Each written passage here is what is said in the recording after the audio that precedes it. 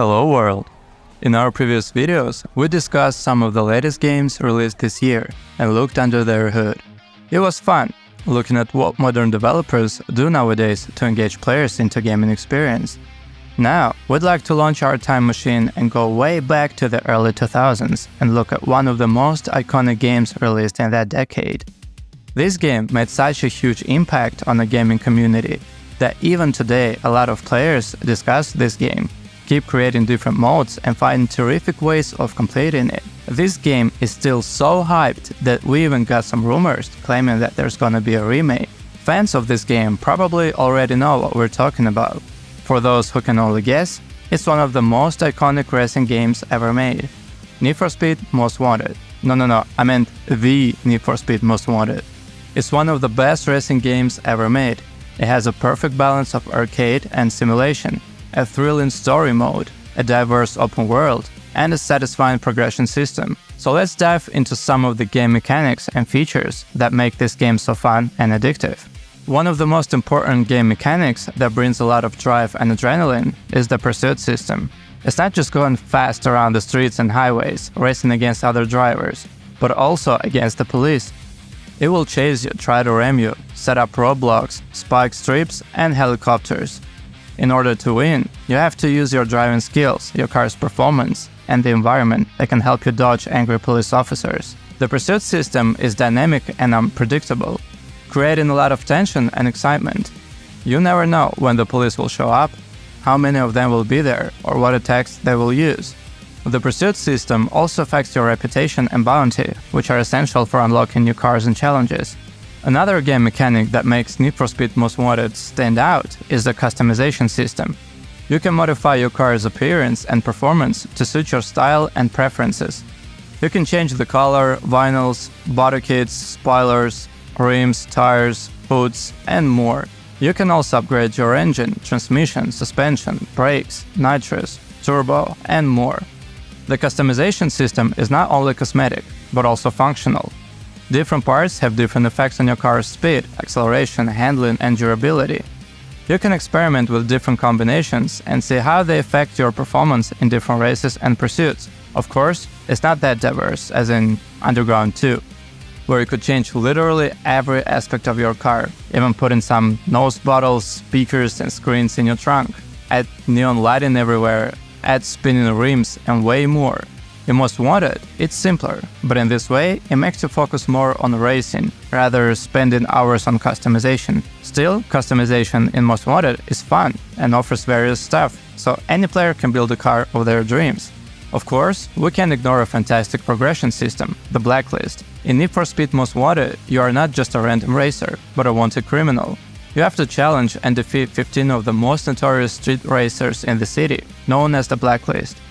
Each Blacklist member has their own personality, car, and style. You have to complete a series of races and milestones before you can challenge them. You also have to wager something valuable, such as your car or your pink slip. The Blacklist system adds a lot of depth and variety to the game. It gives you a clear goal and motivation to progress through the game. It also gives you a sense of achievement and reward when you beat each Blacklist member and take their car. One of the most fundamental parts of the game is plot, and it's quite difficult to write one for a racing game. It has to be believable, and yet not too complicated, immersive and motivating to complete the game, rewarding you with an epic ending. Most Wanted has it all. It's quite simple. Some bastard unfairly took your car and you want to get it back. And it's not just a car, it's BMW M3 GTR. I mean, who wouldn't want to get this car if someone took it from you? During the game, you'll see the cutscenes that were shot with real actors, put in the game world. For 2005, it's quite impressive, even though for today, it might look silly. But trust us, back in the day, it was mind-blowing and so immersive that there was no way to stop playing this game to see more of those cutscenes. And the epic ending, where you have to literally survive for 5 minutes driving in the city with all the police available for chasing you, and you finally escape on your M3 GTR, perfect perfection. Now let's look at how we can progress in the game and what kind of races we can enjoy. Most Wanted doesn't only bring back the cops, it brings back the long-forgotten art of the FMV cutscene, or in this case, an artistic hybrid of real actors, filmed against a green screen, then superimposed on CG backgrounds or placed in CG cars. The video is heavily filtered to match the almost surreal glow of the city environments, creating a totally original and appealing design. Sadly, the cutscenes and the story itself are rather imbalanced.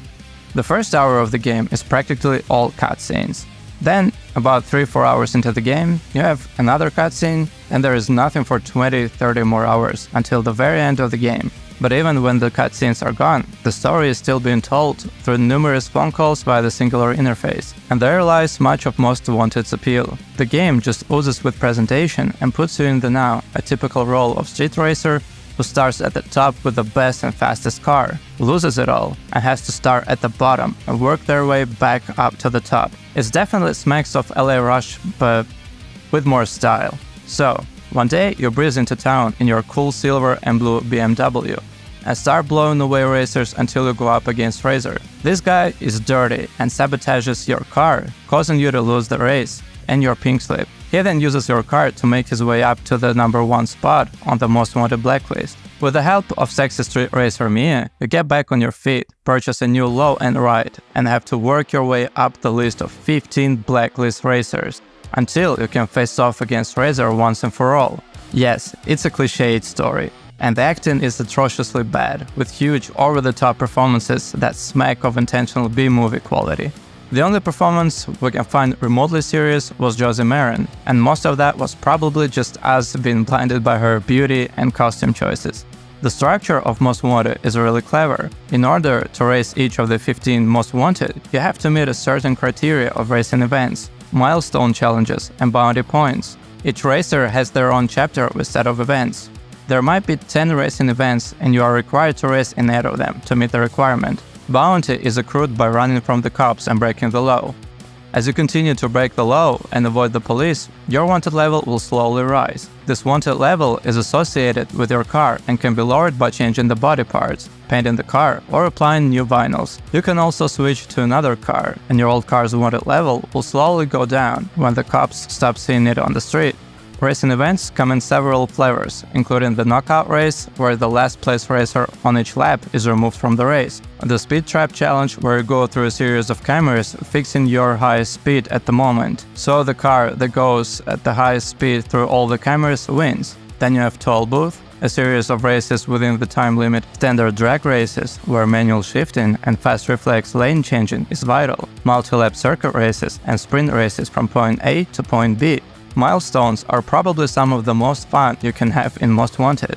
They all involve cops and breaking the law in an ever-increasing scale. Within each chapter, there are 3 or 4 camera challenges that require you to achieve a certain speed before you hit the camera position, but the true challenges are the ones with actual cops. Running from the cops is a huge part of the game and probably the most fun you can have. You might often curse the cops' stupidity when you lose them at the first levels, and be forced to turn around and tease them back into the pursuit to keep your milestones going. But once you get your wanted level to 3 or higher, you have some real intense moments ahead of you. Pursuit is ranked from 1 to 5, although it does go to an insane level 6 for the very final climactic chase at the end of the game. New things start to happen as the levels go up. At level 3, there bring out the Reno Squad, large 4WD trucks that like to ram you head on, and roadblocks are set up.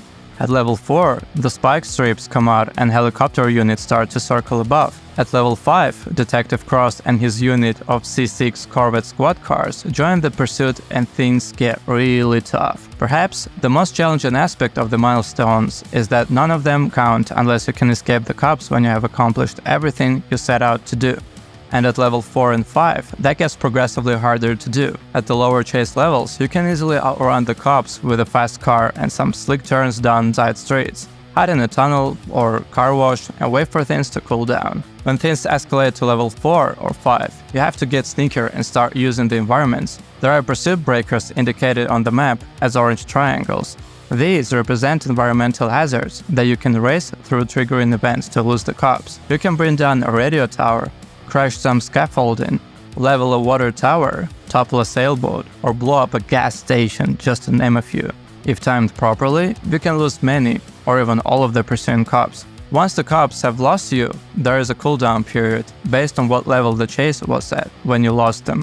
At level 1, you can cool down in about 20 seconds, while level 4 and 5 cooldowns can take a minute or more. During this time, the cops will go into a realistic search pattern, and if the chopper was involved, they will be flying overhead looking for you as well. Hiding from patrol cars means just keeping out of sight on a side street or alley, while hiding from the chopper requires a tunnel or building, something with a roof. If you do get busted, you can either pay the fine or use a get out of jail marker. Either way, and once you get 3 strikes, your car is impounded until you pay all outstanding fines. If you can't afford the fines, you don't have another car, it's game over. But seems like the game is not over for us. According to recent rumors, and it is not just any rumor, but the confession of Simone Bailey, actress of a character in the original game, who has published a message on her social media in which she doesn't hesitate to speak openly about Need for Speed Most Wanted Remake, dating it for 2024, and even quoting Criterion Games and the official account of the franchise. As expected, the post was laterally deleted by the actress, although it was retrieved by users. The truth is, that would be fantastic news if we get to see Need for Speed Most Wanted Remake sooner rather than later, since as of today, it is not possible to access the original game on any platform, and it is not available on Steam, nor is it backward compatible on Xbox One and Xbox Series X and S. On the other hand, we definitely don't want to hurry developers with this remake, hoping they take enough time to make it as perfect as we remember. And we, as loyal fans of this game, will wait as much as needed. But for now, thanks for watching and have a good one. From Play It With Love.